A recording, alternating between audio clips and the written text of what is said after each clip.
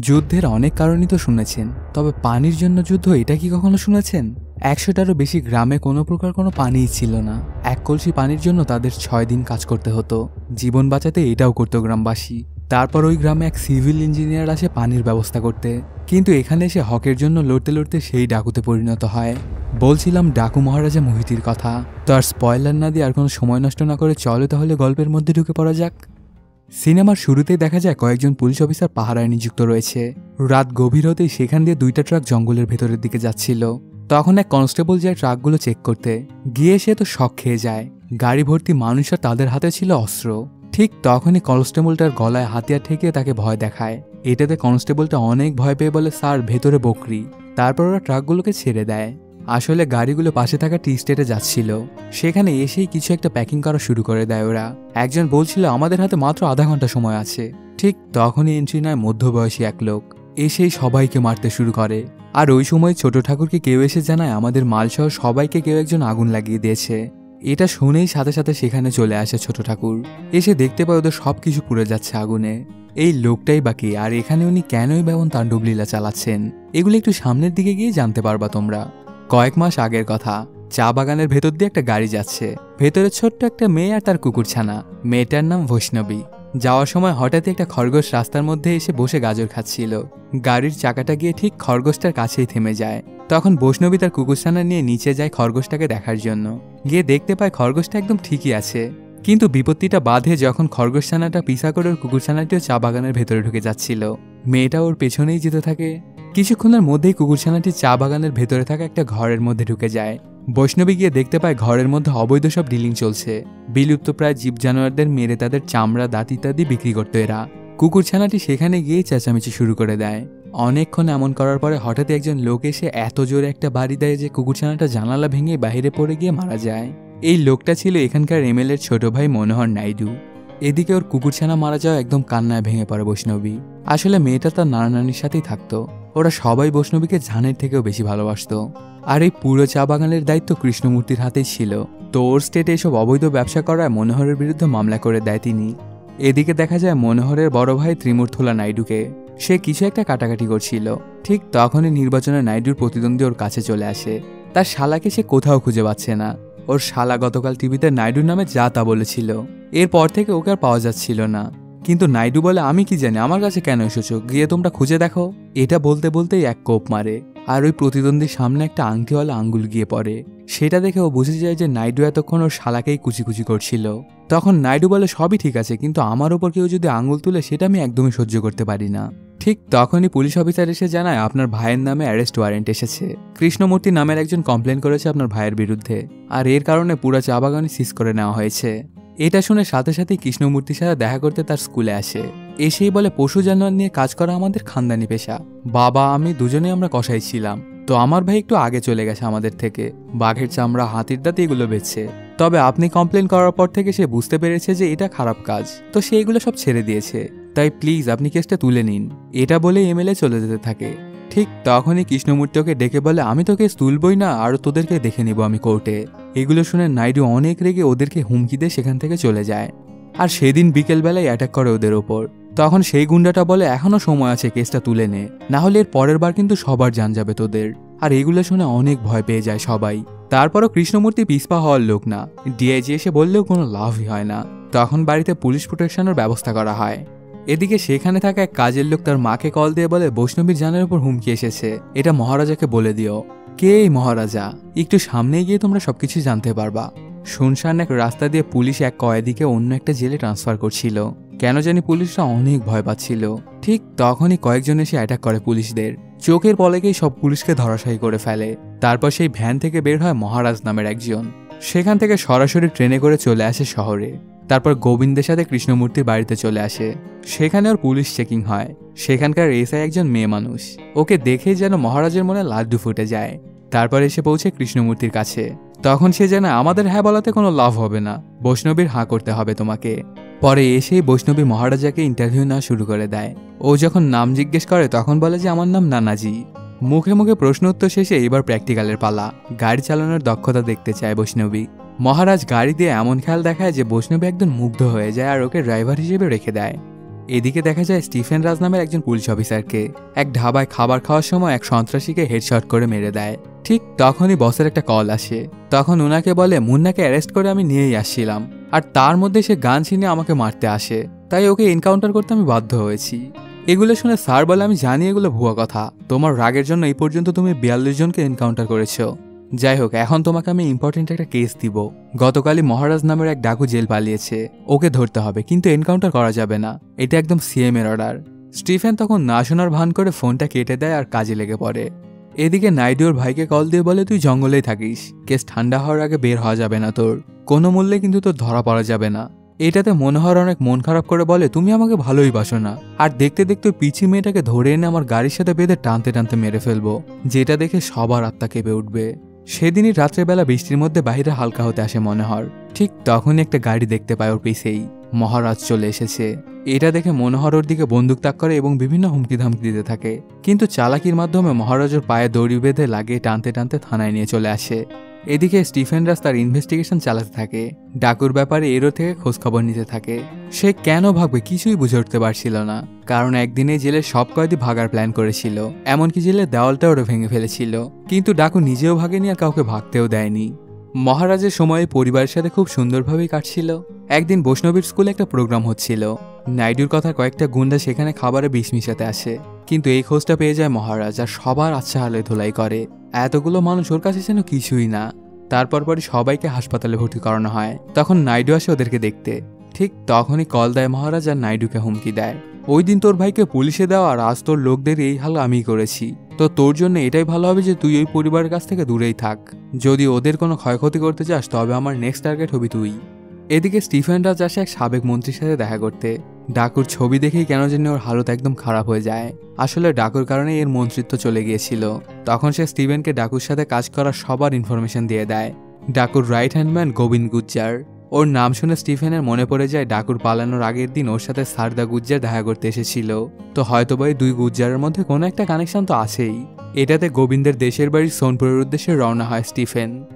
এদিকে এমএলএ ওর ভাইয়ের সাথে দেখা করতে জেলে আসে।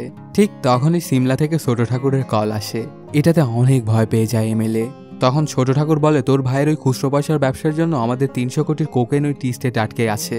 সবার মাল তো চলে এসেছে, তো তোকে 2 দিন সময় দিলাম, এর মধ্যে সব মাল তুই আমাদের কাছে পাঠাবি, আর যদি আমাকে আসতে হয় তবে মালের সাথে সাথে তোকেও কেটে ফেলবো। এই পর্যায়ে দেখা যায় বৈষ্ণবীকে নিয়ে মহারাজের এসআই ম্যাম এসেছে একটা বাজারে। সেখানে মেয়েটা ঘুরতে থাকলে হঠাৎই এমএলএ লোকেরা এসে ধরে নিয়ে যায় বৈষ্ণবীকে। যেতে থাকে জঙ্গলের মধ্যে। কিছুক্ষণের মধ্যেই ওদের পিছা করতে করতে চলে আসে মহারাজ। এক এক করে মারতে থাকে ওদেরকে। নিমিষেই বাকি সবাইকেই মেরে দেয়। পরে বৈষ্ণবীকে ফেলে দেয় গাড়ি থেকে। ওর মাথা গিয়ে গাছের সাথে লাগবে, ঠিক তখনই মহারাজ এসে ধরে ফেলে বৈষ্ণবীকে আর এক ঝাটকায় মেরে দেয় বাকি দুজনকেও। পরের রাতের বেলা ওরা 3 জন ক্যাম্প ফায়ারের মজা নিতে থাকে। পরদিন সকালবেলা চলে আসে এমএলএর সাথে দেখা করতে। ওর সব চেল্লাবেলাকে মেরে দিয়েছে মহারাজ। পরে এমএলএকে অনেক ভয় দেখায় আর বলে ওই টি স্টেটে কে কোকেন উৎপন্ন করে আমার তাকে দরকার। আমি জানি তোর এত বড় কলিজা নেই, আমি সরাসরি ওদের সাথে ডিল করব। মহারাজের এমন রূপ দেখে এসআই ম্যাম তোর প্রেমেই পড়ে যায়। সেখানে থেকে ওরা সোজা বাড়িতে চলে আসে। এদেরকে ঠিকঠাক দেখে সবাই অনেক খুশি হয়ে যায়। পরে বলে নানাজি তোমার সাথে দেখা করার জন্য কেউ একজন এসেছে, ওকে ঘরের মধ্যে আমি বসিয়ে রেখেছি। দেখা যায় স্টিফেন এসেছে মহারাজকে ধরার জন্য, কিন্তু কেন যেন ওর পরিবারকে বুঝতে দেয় না আর নিজের শালা বলে নিয়ে যায় সেখান থেকে। এরা যেন কিছু বুঝতে না পারে, এই জন্য মহারাজও কিছুই বলে না। পরক্ষণে বাবলু সিং ওরফে সোটা ঠাকুর দেখা করতে আসে কৃষ্ণমূর্তির সাথে। এসেই বলে আপনার টি স্টেটে আমি কোকেন চাষ করি, তো আপনি যদি কেস উঠিয়ে নেন তবে আমার জন্য অনেক ভালো হয়, আর এর বিনিময়ে আপনি পাবেন 25 কোটি, আর যদি না করেন তাহলে আপনার পুরো পরিবারকে খতম করে দিব। It's that simple. এত বড় হুমকি শুনলেও রাজি হয় না কৃষ্ণমূর্তি, আরও বাবলুর মুখে চা ছুঁড়ে মারে। সেখান থেকে অনেক রেগে চলে যায় বাবলু। তারপরে রাত্রেবেলাতেই বাবলুর সাথে দেখা করতে আসে এমএলএ আর বলে তুই কেন বলেছিস কৃষ্ণমূর্তিকে এটা আমার পলিটিক্যাল ক্যারিয়ারের জন্য হুমকি স্বরূপ। তখন বাবলু বলে কৃষ্ণমূর্তির পরিবারকে তো আমি কাটবই, কিন্তু তার আগে তোকে কেটে নেই। এটা বলেই গলায় ছুরি বসিয়ে দেয়। ঠাকুরদের কথা অমান্য করলে এমনই পরিণত হবে সবার। এদিকে দেখা যায় অ্যাটাক করা হয়েছে কৃষ্ণমূর্তির বাড়িতে। ওদেরকে মারতে আসা অনেকগুলো গুন্ডা। এসআই ম্যাম প্রথমে ভালো ফাইট করতে থাকলেও পরে ধরাশায়ী হয়ে যায়, কারণ অনেকগুলো মানুষের সাথেও কোনোভাবেই পেরে উঠছিল না। ঠিক তখনই দেখা যায় সেখানে চলে আসে মহারাজের দলবল আর গুন্ডাগুলোকে কচুকাটা করতে শুরু করে। এক এক করে সবাইকে মারতে থাকে ওরা। এদিকে বৈষ্ণবীকে নিয়ে নানি আর খালা পালাতে থাকলে সেখানেও গুন্ডারা চলে আসে। তখন কোনো মতে বৈষ্ণবী বেঁচে দৌড়ে পালায়। ওর পেছন পেছনই যায় আরো কয়েকজন গুন্ডা। একটা রুমের কাছে গিয়ে আর পালায় না সে। পরে এন্ট্রি নেয় মহারাজ। কিন্তু ওকে তো স্টিফেন ধরে নিয়ে গিয়েছিল, তাহলে ও এখানে কিভাবে আসলো? আসলে স্টিফেনের বসকে আটক করেছিল মহারাজের সৈন্যরা। এতে করে ওরা মহারাজকে ছাড়তে বাধ্য হয়। তারপর মহারাজ তার তাণ্ডব লীলা শুরু করে। একদিকে খাবার বানাচ্ছিল আর একদিকে মানুষ কাটছিল। এমনভাবে মারছিল যেন এরা ওর কাছে কিছুই না। নিমিষেই সেখানে থাকা সবাইকেই মেরে দেয় মহারাজ। তারপর সেখান থেকে সোজা চলে আসে টি স্টেটে, যেটা সিনেমা শুরুতেই দেখানো হয়েছিল। এখানে এসেও সবাইকেই মারতে থাকে। মারামারি চলতে থাকলে কিছুক্ষণের মধ্যে বাবলুও চলে আসে সেখানে। ওর কাঁধে একটা ট্যাটু দেখে কি যেন মনে পড়ে যায় মহারাজের, আর আবারও মারতে শুরু করে। কিন্তু অনেকজন হওয়াতে একটু ঝামেলাই পড়তে হয় মহারাজকে। বাবলু দূর থেকে গুলি করে আর ওর চেলাপেলারা চাকু দিয়ে কাটতে থাকে। তারপর বাবলু চাচাকে ফোন দিয়ে জানায় এসব কথা। ওর চাচার নাম বলবন্ত সিং ঠাকুর, কিন্তু সে জানে আমার মনে হয় না তুই মারতে পারবি ডাকুকে। যাই হোক, আমি আসছি। এদিকে দেখা যায় মহারাজের খারাপ অবস্থা থাকলেও সবাইকে আবারও মারতে শুরু করে। শেষমেশ বাবলুকেও মেরে দেয়। কিন্তু ওর জখম অনেক বেশি হওয়াতে অপারেশন করতে হয়। তখন ডাক্তার সে স্টিফেনকে জানায় অল্প কিছুক্ষণের মধ্যেই হুঁশ ফিরবে ওনার। কিন্তু স্টিফেন বলে না, উনাকে অজ্ঞান করার ইঞ্জেকশন দাও। উনি যে কত বড় সন্ত্রাসী তোমরা এটা বুঝতে পারছো না। নিজের এমন বাজে অবস্থা নিয়েও কতগুলো মানুষকে সে খুন করেছে। তোকে অজ্ঞান করে রাখো, জেলে নিয়ে যাওয়ার পরে তারপরে ওর হুঁশ ফেরানো হবে। ডাক্তারের না চাওয়া সত্ত্বেও সেটাই করতে হয়, কারণ পুলিশের অর্ডার তো। এ পর্যায়ে কৃষ্ণমূর্তি বাকি সবাইকে বলে তোমরা কারা, আর উনিই বাকি কেনই বা নিজের জীবন বাজি রেখে আমাদের জন্য লড়াই করল উনি। তখন গোবিন্দ বলা শুরু করে, স্যার আপনি তো অনেক কারণেই যুদ্ধ দেখেছেন, তবে পানির জন্য হওয়া যুদ্ধ কি কখনো দেখেছেন? কাহিনীটা ফ্ল্যাশব্যাকে চলে যায়। আমাদের গ্রামের নাম বজরাংপুর। সেখানে তেমন একটা পানি নেই, না ফসল ফলানোর জন্য নাই বা আমাদের নিজেদের খাওয়ার জন্য। পানির জন্য কয়েক মাইল যেতে হতো আমাদেরকে। শুধু আমাদের গ্রামে না, এরকম আশেপাশে আরো 100টা গ্রামের এমনই দশা। পানি পাওয়ার জন্য আমাদের প্রয়োজন ছিল একটা করে কয়েন। আমাদের জীবন বাঁচানোর পানির জন্য প্রয়োজনীয় কয়েন পাওয়া যেত মার্বেল মাইনিংয়ে কাজ করলে। 6 দিন কাজ করলে একটা করে কয়েন পাওয়া যেত। ওই এলাকায় রাজ করা ঠাকুররাই চালাতো এই মাইনিংটা। সেখান থেকে বের হওয়া মার্বেল বিভিন্ন দেশে বিক্রি করে ওরা হাজার হাজার কোটি টাকা হাতিয়ে নিত। ঠাকুররা 3 ভাই ছিল। বড় ভাই পৃথ্বীরাজ ঠাকুর, তার কাজই ছিল মেয়েদের বিছানায় নিয়ে যাওয়া। মেজ ভাই ঈশ্বর সিং ঠাকুর, মানুষের সাথে জানোয়ারের মতো আচরণ করতো ওই লোকটা। আর ছোট ভাই বলবন্ত সিং ঠাকুর, ওর বাকি ভাইদের থেকেও বেশি জানোয়ার ছিল। মানুষকে সে মানুষ বলে মনেই করতো না। একদিন কাজ করার সময় এক বৃদ্ধ লোকের হাতে চোট লাগে, এজন্য সে বাকি দিনটা কাজ করতে পারে না। আর সেই কারণে তাকে কয়েনটাও দেওয়া হয় না। যখন ওর ছেলে এসে প্রতিবাদ করে, তখন বলবন্ত এসে বলে ওকে 2 মটকা পানি দিয়ে দাও। এই পানি যদি 1 মিনিটে তুই ওই মোড় পর্যন্ত নিয়ে যেতে পারিস, তবে তোর গ্রামের সবাইকে 1 মাস ফ্রিতে পানি দেব, তোদের একদিনও কাজ করতে হবে না। এটা শুনে ছেলেটা পানি নিয়ে যেতে থাকে। প্রায় মোড়ে পৌঁছে গিয়েই কিছুটা পানি পড়ে যায়। এতে সাথে সাথেই ওকে মেরে দেয় বলবন্ত। একদিন হঠাৎই গ্রামের মানুষ এক ইঞ্জিনিয়ার সম্পর্কে জানতে পারে। পরদিনই চলে আসে ওনার সাথে দেখা করার জন্য। কিন্তু গেটে থাকা গার্ড একদমই ঢুকতে দিচ্ছিল না ওদের। পিচ্চি মেয়েটা পাশেই পানি দেখে সেখানে গিয়ে পানি খাচ্ছিল। ঠিক তখনই এটা দেখে ফেলে ইঞ্জিনিয়ার। ওনার নাম সীতারাম, আর ওনার বইয়ের নাম কাভেরি। তখন সীতারাম এসে গ্রামবাসী থেকে জানতে চায় যে তোমাদের কি হয়েছে, কি সাহায্য করতে পারি আমি। এটা শুনে দুজনকেই গ্রামবাসী তাদের পানির সমস্যা সম্পর্কে জানায়, আর ওদের গ্রামে এসে একটু দেখে যেতে বলে। পরদিনই দুজনই চলে আসে ওই গ্রামে। সবকিছু পর্যবেক্ষণ করে বুঝতে পারে কিভাবে এই গ্রামের পানির সমস্যা নিরসন করা যাবে। পরে পারমিশন পেতে চলে আসে সেখানকার কালেক্টরের সাথে দেখা করতে। উনাকে জানা পাশে থাকা এক নদীর গতি পরিবর্তন করে গ্রামের পাশ দিয়ে নিলেই ওদের পানির সমস্যা দূর হবে, সাথে হাজারো লাখ একর জমিতে ফসল ফলানো সম্ভব হবে। এতে দেশের উন্নতি হবে। কিন্তু একটা সমস্যা আছে, আমরা যেখানে ড্যাম বানাতে চাই সেখানে বলবন্ত সিং ঠাকুর আর তার ভাইদের মার্বেল মাইনিং। সরকারি জমি কবজা করে ওরা এসব করছে। তো আপনার পাওয়ার দিয়ে জমিগুলো আমাদের নামে ইস্যু করেন, ড্যাম বানানোর দায়িত্ব আমাদের। এটা শুনে কালেক্টর ব্যাপারটা দেখবে বলে জানিয়ে দেয়, কিন্তু কেন যেন ওনাকে শক দেখাচ্ছিল। সীতারামের এমন কর্মকাণ্ডের কথা জেনে পরদিনই ওদের ঠাকুর প্যালেসে আমন্ত্রণ জানানো হয়। ঠাকুর প্যালেসে আসতে ওদেরকে 5 কোটি দেওয়ার অফার দেয়। আরও বলে এর আগেও 2 জন ইঞ্জিনিয়ার এসেছিল, একজনকে 1 কোটি আর একজনকে 2 কোটি দিয়ে দিয়েছি। কিন্তু ঠাকুরদের সাথে কথা একমত হতে পারে না সীতারাম, আর বলে এটা আমার দ্বারা কখনোই সম্ভব না। ঠিক তখনই বলবন্ত চা আনার জন্য বলে। দেখা যায় কালেক্টর ম্যাম চা নিয়ে আসে। আসলে কালেক্টর ম্যাম ছিল বলবন্তের বউ। তখন বলবন্ত দেখ কালেক্টরই আমার বাড়িতে চা আনে, তাহলে তোর মতো ইঞ্জিনিয়ারের কি করা উচিত? এগুলো শুনে সেখান থেকে ঠাকুরদেরকে হুমকি দিয়ে চলে যায় সীতারাম। সেখান থেকে সোজা চলে আসে পানিমন্ত্রীর সাথে দেখা করার জন্য। কিন্তু কয়েকদিন ঘুরপাক করার পরও দেখা হয় না পানিমন্ত্রীর সাথে। পরে নিজের পদ্ধতি ব্যবহার করে চলে আসে মন্ত্রীর সাথে আর সবকিছু জানায় মন্ত্রীকে। সবকিছু শুনে মন্ত্রী বলে সবই তো ঠিক আছে, কিন্তু গ্রামবাসী কি ঠাকুরদের বিরুদ্ধে দাঁড়াতে পারবে? এই কথা শুনে গোবিন্দকে ডাকে সীতারাম, আর সে অনেকগুলো কাগজ হাতে করে নিয়ে চলে আসে। এগুলো আসলে গ্রামের লোকদের পিটিশন সাইন। সবকিছু দেখে মন্ত্রী বলে কাজ হয়ে যাবে, তোমরা চিন্তা করিও না। এদিকে দেখা যায় গোবিন্দের মেয়ে বাবার আসার জন্য অপেক্ষা করছিল। তখনই চলে আসে বলবন্ত ঠাকুর তার দলবল নিয়ে। এসেই প্রথমে মেয়েটাকেই মেরে দেয়। আসলে মন্ত্রী কল দিয়ে বলবন্তকে সবকিছু জানিয়েছে। এটাতে অনেক ক্ষেপে যায় সে। তোদের এত বড় সাহস যে তোরা ঠাকুরদের বিরুদ্ধে দাঁড়াবি? তোদের পুরো গ্রামের এমন দশা করবো যেন কেউ আর আমার বিরুদ্ধে দাঁড়াতে না পারে। তোদের এই দশা দেখে আশেপাশের আরো 100টা গ্রামও ভয়ে কেঁপে উঠবে। এটা বলেই মানুষদেরকে মারতে শুরু করে দেয়। এভাবে মানুষ মারছিল যেন এটা একটা গেম। বাচ্চা, বৃদ্ধ, মেয়ে সবাইকেই মারতে থাকে সে। সাথে সকল ঘরবাড়িও জ্বালিয়ে দেয় ওরা। পুরো গ্রামকে একদম শেষ করে দেয়। ইঞ্জিনিয়ার সহ বাকি সবাইকে মারার জন্য কয়েকজনকে সেখানে রেখে চলে যায় ঠাকুর। কিছুক্ষণের মধ্যেই চলে আসে ওরা শহর থেকে। এসেই দেখতে পায় পুরো গ্রাম শেষ করে দিয়েছে। এগুলো দেখে সবাই তো মর্মাহত হয়ে যায়। সীতারামও বুঝে উঠতে পারছিল না যে সে এখন করবেটা কি। ঠিক তখনই একজন মারতে শুরু করে সীতারামকে। মারতে মারতে একদম ধরাশায়ী করে ফেলে। যখন ওকে একবারে খতম করবে তখনই সীতারামের অন্য রূপই দেখা যায়, আর ওই গুন্ডার মাথাটাই শরীর থেকে আলাদা করে ফেলে। ওই দিনই সীতারামের মধ্যে ডাকু মহারাজের প্রতিচ্ছবি দেখতে পায় গ্রামবাসী। ডাকু মহারাজ একসময় ঠাকুরদের থেকে এই গ্রামকে রক্ষা করত, কিন্তু ওকে মেরে দেয় ঠাকুররা। আর তারপর থেকে এই গ্রামকে কৃতদাসের মতো ট্রিট করত তারা। এদিকে দেখা যায় সীতারাম নিমিষেই সেখানে থাকা সবাইকেই মেরে দেয় আর চলে আসে ঠাকুরদের মহলে। সেখানে থাকা সব গুন্ডাদের মারতে শুরু করে। এক এক করে সবাইকেই মারছিল সীতারাম। ওর এমন তাণ্ডবলীলা দেখে ভয়ে কেঁপে ওঠে কালেক্টর। মারামারি চলতে থাকলে হঠাৎই দেখা যায় মেজ ঠাকুর চলে আসে আর এটা ওটা বলতে শুরু করে। তখন ওকেও মারতে থাকে সীতারাম। মারতে মারতে ওকে বাইরে নিয়ে আসে। ওর এমন বাজে দশা করে ফেলে যে সে তখন শুধু পানি চাচ্ছিল। এটা দেখে সীতারাম কালেক্টরকে বলে, জানেন ম্যাম, এই শয়তানরা পুরো গ্রামকে মেরে ফেলেছে। আর একটা ছোট্ট মেয়ে পানি চেয়েছিল মরার আগে। তখন এই শয়তানটা ওর সামনে মুতে দেয় আর বলে যে খা, ঠাকুরদের পানি খা। এসব কথা শুনে একদম শকড হয়ে যায় কালেক্টর ম্যাম। পরে এক ঝাটকায় মেরে দেয় মেজো ঠাকুরকে। আর বলবল সিংকেও খুব শীঘ্রই এমন দশা করবে এমন হুমকি দিয়ে সেখান থেকে চলে যায়। কিছুক্ষণ পর বাড়িতে এসে বলবন যখন এসব দেখে তখন সে অনেক রেগে যায়, শিকারী কুত্তার মতো খুঁজতে থাকে। একের পর এক গ্রাম থেকে মানুষ তুলে নিয়ে সীতারামের ব্যাপারে খোঁজ লাগানোর চেষ্টা করতে থাকে। কিন্তু এত মার খাওয়া সত্ত্বেও সীতারামের ব্যাপারে কেউই কিছুই বলছিল না। আর সীতারামের দিকে ওদের সাথে যুদ্ধে লড়াই করার জন্য প্রস্তুতি নেওয়া শুরু করে দিয়েছে। বিভিন্ন জায়গা থেকে বিভিন্ন প্রকার অস্ত্রপাতি জোগাড় করতে থাকে। আর যেহেতু সে অনেক মানুষের উপকার করেছিল তাই তাকে সবাই দুহাত ভরে সাহায্য করছিল। সাথে সে গ্রামবাসীদের ট্রেনিংও দেওয়া শুরু করে দেয়।